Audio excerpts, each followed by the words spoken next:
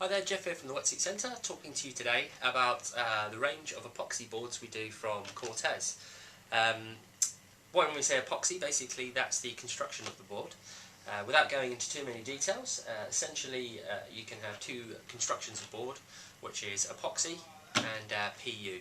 Basically what that means is you've got epoxy, which is a construction made of foam and then wrapped in an epoxy skin, which makes it very robust.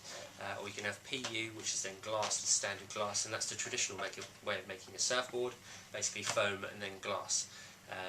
We get asked a lot of the time basically the difference between the two.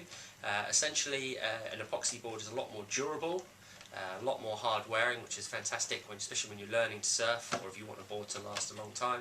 The PU boards are prone to dinging, cracking, that kind of thing, but they are a lot lighter, a lot more responsive, and so they're probably a lot better for people that are a bit more into it and basically a bit more advanced in terms of surfing and demand a little bit more from their surfboards. Okay, so this particular brand of surfboard, the Cortez, we've stocked a lot of boards over the years, basically from sort of the NSPs, Natural Rhythms, all those kinds of boards. And we've sort of settled on getting in the Cortez in volume because it's a fantastic quality board for a really good price.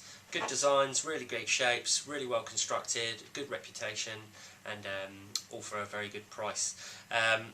As I said before, the particular board that we stock is the Epoxy Construction. This particular board then, they take a template, and when we say template, it basically means the shape of the board, which is very popular. This particular shape is kind of a mini Mal, traditional mini Malibu shape. Basically they have a foam core, which gives it the buoyancy that you need to make it nice and floaty and light. That foam core is then wrapped with a laminate, like a wood laminate basically, which gives it a softer feel than just like the full-on plastic boards like the Bix.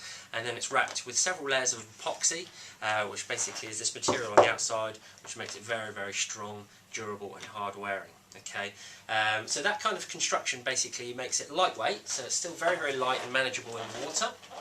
Okay, it makes it still manoeuvrable, so it doesn't feel like a complete tank, and it also makes it basically very, very durable, as I say before, but sort of quite stable within the water. It's not going to rock and go all over the place. So that's basically why they construct it that way, is to get the balance between sort of feel, get the balance between how light it is, but still make it very durable. As I say, this particular shape is the Mini Malibu.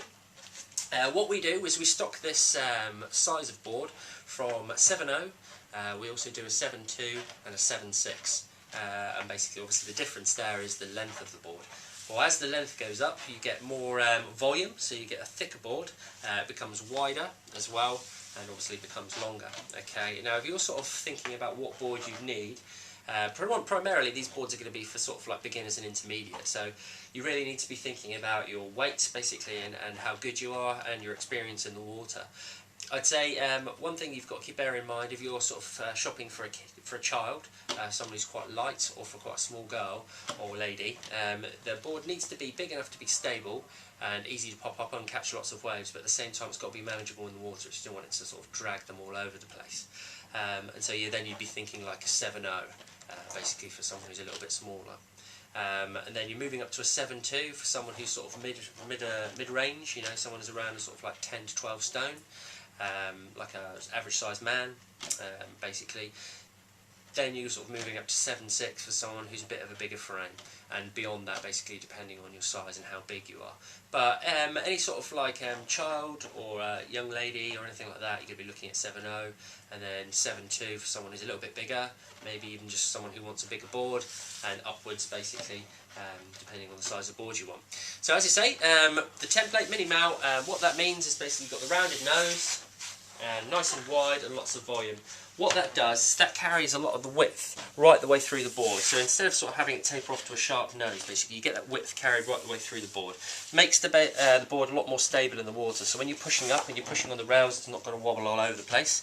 And when you do pop up, if you put your foot slightly out of position, you're not going to be punished and the board won't flip over. That sort of extra width right through the way through the nose just gives you that stability to get to your feet, basically. That goes right the way through the tail as well, so that nice wide tail and template is going to allow you to catch the waves nice and early, so you can get up to your feet quickly and get down the sort of line of the wave basically before it starts breaking. The board itself, as you say, turn it over, it's quite a flat board, so there's not a huge amount of rocker. And what that means is not too much of a sort of undulations in the bottom of the board, making it better at sort of planing across the sea, and making it easier to get into waves basically. So again, that's something you want, especially when you're learning to surf.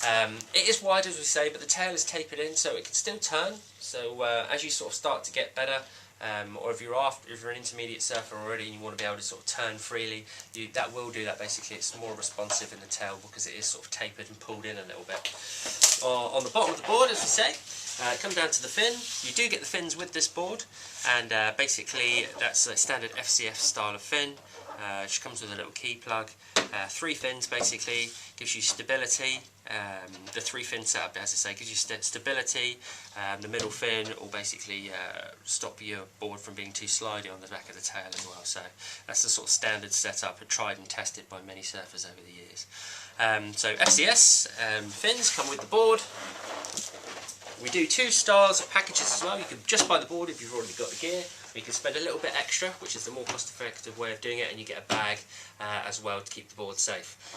Come in lots of different styles, so you've got whatever basically suits you. We're all on the website, but essentially that is everything about the Cortez range of boards that we're doing. Fantastic value for money. Good looking, durable, long lasting surfboards which have got a good amount of feel and definitely suit beginner surfers right through to intermediate, or even for more advanced surfers if they're looking for a cheaper board for small days. So Cortez Epoxy boards at the Epoxy Centre.